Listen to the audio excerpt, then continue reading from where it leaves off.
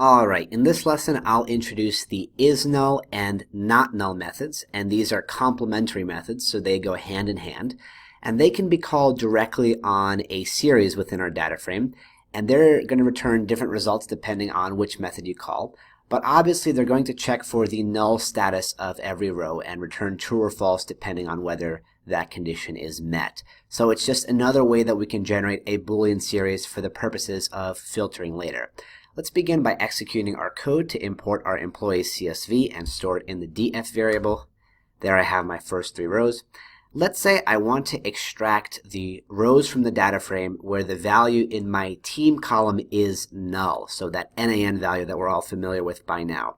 As always, we begin by extracting that specific series. So our data frame is df. In square brackets, I write the name of the column I want to pull out. There's my team series. There we have our NaN values start to show up here. Whoops, right here, there's our second one. Alright, so the isNull method called directly on the series here, and it is a method, so we do have to have those parentheses at the very end.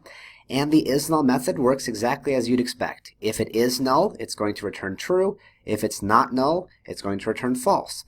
So these NaN values on rows 1 and 10, keep an eye on them when I execute this method. You can see 1 and 10 here have become trues because the values in those rows are indeed null. Anything that's not null is going to return false.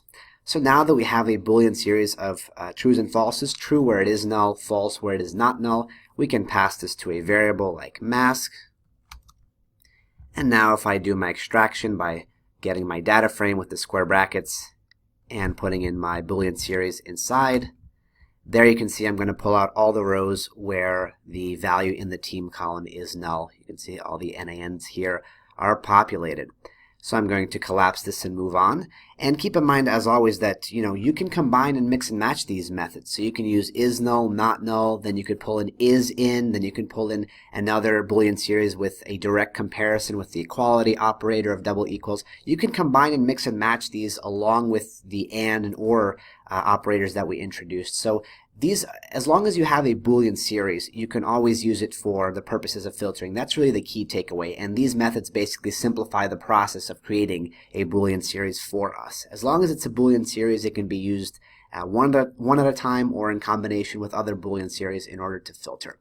So now that we have isNull, let's take a look at the notnull method, and you can probably guess how it works as well.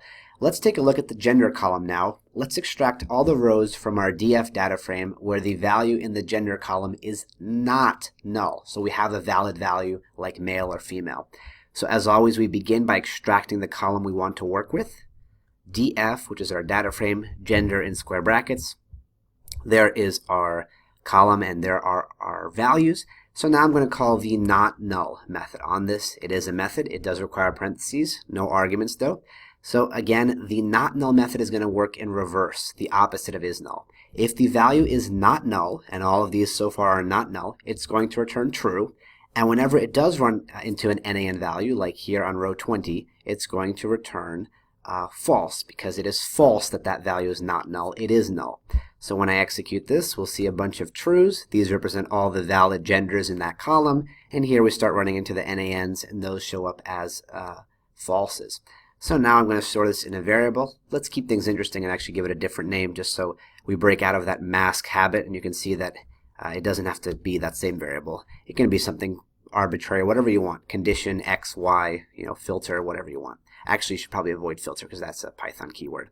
But let's do condition. Let's put it in our square brackets. And now we've extracted the rows from the data frame where the value in the gender column is not null. So now we've basically removed the values with the rows with null values in the gender column.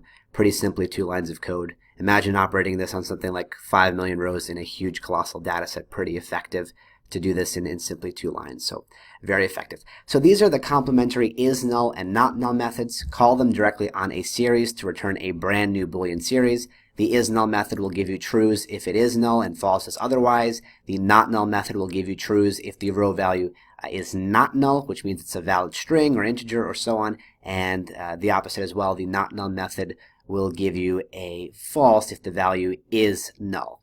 So these are the two complementary methods. Feel free to play around with them and use them. And in the next lesson, we'll continue exploring different methods that we can use to return Boolean series for the purposes of filtering.